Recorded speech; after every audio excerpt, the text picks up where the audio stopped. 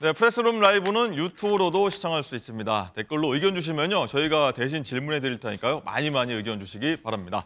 자, 오늘의 궁금한 뉴스 509문요. 오늘의 궁금증 해결사분들로 함께 하겠습니다. 박상희 교수, 그리고 이웅혁 교수, 임주혜 변호사, MBN 장가희 기자와 함께 하겠습니다. 어서 오십시오. 안녕하세요. 안녕하십니까. 자, 첫 번째 509문요. 수영장에 갔다가 전과 기록이 남게 된 사건인데요. 장가희 기자, 어떤 일이 일어났길래 수영장 갔다가 전과가 기록이 남은 거예요? 네, 지난해 7월 강원 원주시의 한 수영장 샤워실에서 있었던 일인데요.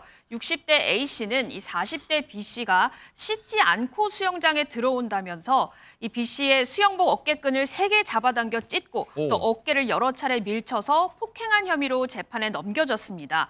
A씨는 결국 벌금 50만 원을 선고받았는데 약식 명령에 불복해서 정식 재판을 요구했지만 재판부의 판단은 뒤바뀌지 않았습니다.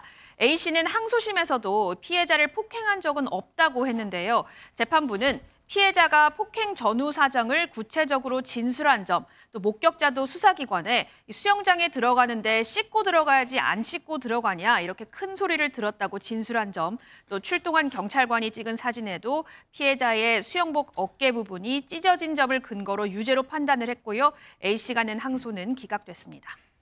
네, 이 수영장에 사실 들어갈 때 씻고 들어가는 게 당연한 에티켓이긴 한데 저렇게 막 큰 소리로 질러가면서 몸싸움까지 하는 게 이게 맞나 싶기도 해요. 네, 물론 뭐 수영장에 들어갈 때는 좀 샤워를 하고 들어가라 이렇게 수영을 좋아하시는 분들 그렇게 생각하죠. 예. 근데 또 뭐 샤워를 완전히 안 했는지도 좀 궁금하기는 하고요. 사실 우리 어른이잖아요. 어른일 때는 무슨 다툼이 있을 때는 서로 입장이 다르기 때문에 기본적으로는 대화로 푸는 게 기본 상식 아닙니까? 그렇죠. 네, 대화로도 정이 안 되면 누군가에게 도움을 받아서 이 정말 유무죄가 누구에게 있는지를 좀 판단해야 하고. 네. 그럼 그 폭력은 정말 어린아이들도 수영장에서 잘 쓰지 않는 건데 이렇게 다 큰 어른들이 이렇게 누군가가 마음에 들지 않는다고 해서 폭력을 써서 범죄까지 이어진다? 이건 좀 큰 문제인 것 같습니다. 예, 뭐 이게 그럴 문제인가 사실 싶기도 한데 이웅혁 교수님, 일단은 수영복 어깨 부분이 이게 이 몸싸움과 찢어졌다고 하지 않습니까? 이게 그럼 폭행죄 성립이 되는 건가요? 근데 어깨에 이렇게 수영복 찢어진 것으로만 폭행죄의 유죄가 선고된 것은 아닌 것 같고요. 예. 일단 피해자의 진술도 있었고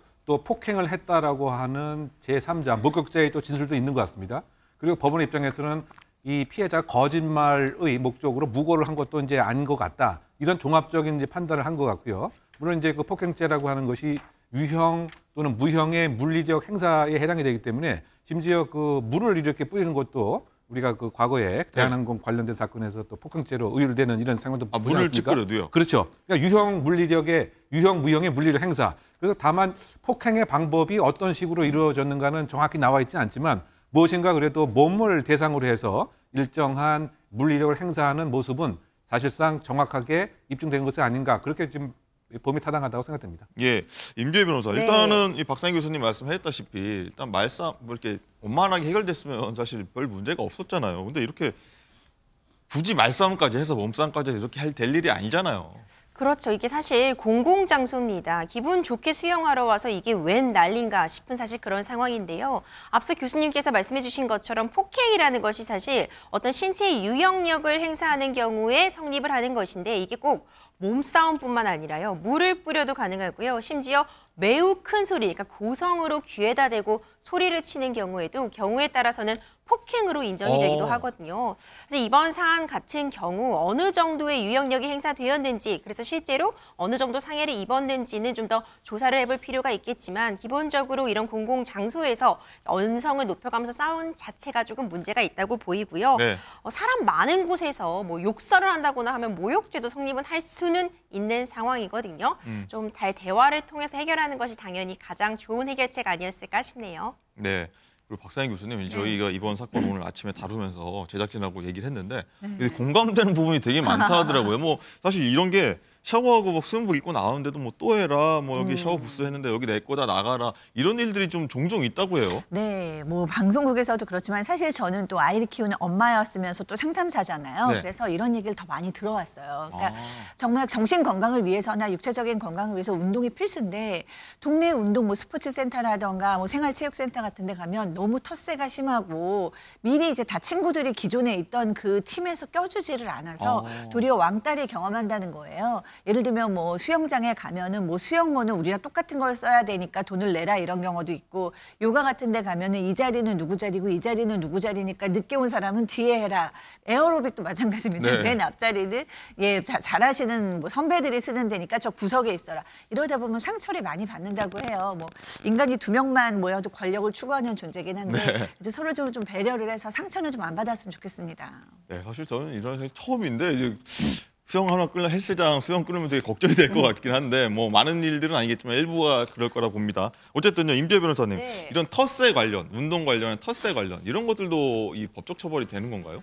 실제로 이와 관련해서 법적 분쟁이 종종 발생하곤 합니다.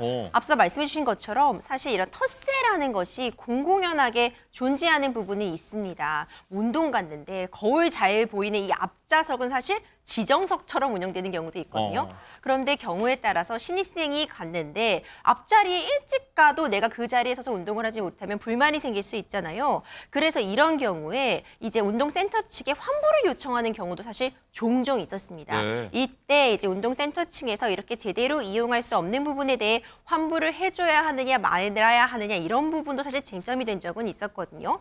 이렇게 사실 정해진 자리가 아님에도 불구하고 어떤 경우에는 돈을 요구한다거나 아니면 이 자리는 이용을 하지 못하게 하는 경우에는 사실 일종의 강요나 공갈로 볼 여지는 있는데요. 실제로 이런 당사자에게 처벌까지 이루어지지 않더라도 센터 측에서는 이런 행동을 하지 못하도록 또 센터를 관리할 책임은 부담하고 있기 때문에 이런 일들로 제대로 운동센터를 이용하지 못한다면 사용료를 반환해주는 그런 경우도 발생할 수 있습니다. 그렇군요. 뭐 수영하러 온 분들 뭐 물러본 게 아니냐 뭐 이런 생각도 잠시 드는데 말씀해 주신 대로 이런 부분 유의하셔야겠습니다.